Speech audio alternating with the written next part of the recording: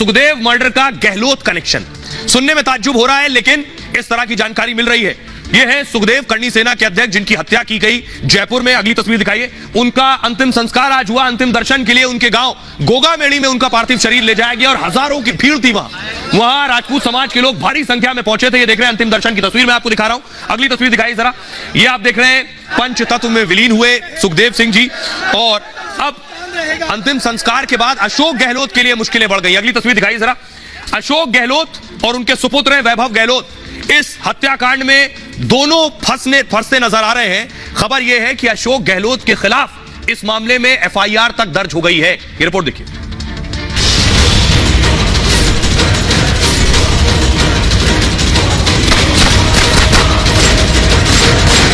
राजस्थान में नए सीएम का इंतजार है, लेकिन अशोक गहलोत की मुश्किलें बढ़ गई हैं।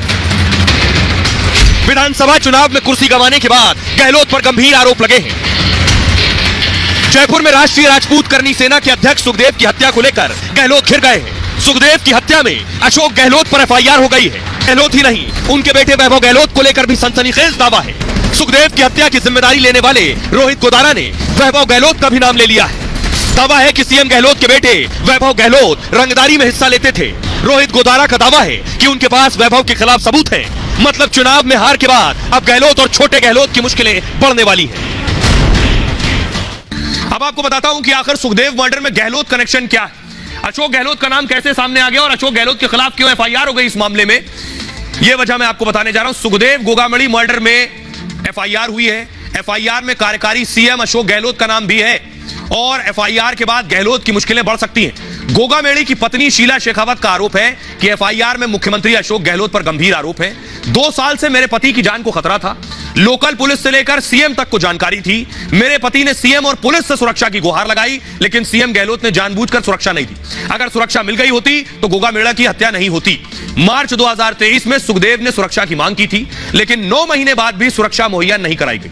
पंजाब पुलिस ने पिछले साल ही अलर्ट किया था। सुखदेव गोगामेड़ी की हत्या की आशंका जताई गई थी उस वक्त ही, लेकिन सुरक्षा नहीं मिलने पर सुखदेव ने 5 सुरक्षा गार्ड खुद रख लिए। आचार संहिता लगी तो सुरक्षा गार्ड जो थे उनके असलहे जमा हो गए, इसलिए सुखदेव ने उन गार्ड्स को गांव भेज दिया छुट्टी पर। इसी का फायदा उठाकर हमलावरों ने सुखदेव की हत्या कर दी। एक न पड़ता न रोती मैं इन लोगों के बीच में आके, न रोती हूँ आप लोगों के बीच में आके। इन लगा किया हमारे साथ। जिंदाबाद जिंदाबाद जिंदाबाद। तुमसे अगर बन पड़ता है तो कर लेना, मेरा भी उखाड़ लेना। तुम्हारे दाद की श्रेणियों में, उसी की श्रेणियों, और तुम्हें देख लूंगी मैं, ठीक है। ये वादा करिए आप लोग मुझसे कि जब तक उनका एनकाउंटर नहीं हो जाता आप हिलोगे नहीं। तो अकेले इस मामले में अशोक गहलोत नहीं फंस रहे, उनके सुपुत्र पर और गंभीर आरोप है। यह तस्वीर आप देख रहे हैं रोहित गोदारा की, जिसने सुखदेव की हत्या की जिम्मेदारी ली, जो अमेरिका में बैठा है। इसने बहुत बड़ा आरोप लगाया। अगली तस्वीर दिखाइए।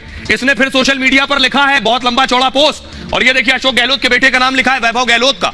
यानी अशोक गहलोत के बेटे पर संगीन आरोप लगे हैं, और ऐसे आरोप अशोक गहलोत को इसका जवाब देना चाहिए। आरोप देखिए क्या है। यह है रोहित गोदारा, ये क्या कह रहा है। सुखदेव मर्डर में इसने हिला देने वाला खुलासा किया है, ऐसा खुलासा कि राजस्थान की सियासत में भूचाल आ जाए। रोहित गोदारा ने फेसबुक पर पोस्ट लिखा है। गोदारा ने सुखदेव मर्डर की जिम्मेदारी ली। अब क्या कह रहा है, वो कह रहा है डिस्ट्रीब्यूशन विवाद में सुखदेव की हत्या की गई। डिस्ट्रीब्यूशन के खेल में वैभव गहलोत भी शामिल है। वो कह रहा है सीएम गहलोत के बेटे वैभव गहलोत हैं। वैभव गहलोत, वो कह रहा है हमसे हिस्सा लेते थे पैसों में, उगाही का हिस्सा अशोक गहलोत के बेटे लेते थे। वो कह रहा है हमसे एक्सटॉर्शन मनी लेते थे वैभव गहलोत। गोदारा का वैभव के खिलाफ सबूत का दावा है। कॉल रिकॉर्डिंग में इसका सबूत होने का दावा कर रहा है वो। जरूरत होने पर रिकॉर्डिंग जारी की जाएगी। वैभव ने कई लोगों से सेटलमेंट भी करवाया है। इसमें वैभव गहलोत ने हिस्सा भी लिया है। डिस्ट्रीब्यूशन के खेल में कई अवैध काम होते हैं, इसके बदले मोटी रकम वसूली जाती है, फिर इसमें शामिल लोग पैसा बांट लेते हैं। इस आरोप के बाद वैभव की मुश्किलें बढ़ सकती हैं। बीजेपी ने पूरे मामले में जांच की मांग की है। सुखदेव की हत्या में जो शख्स शामिल है वो है, ये तस्वीर आप देख रहे हैं सुखदेव की हत्या की। अगली तस्वीर दिखाई जरा।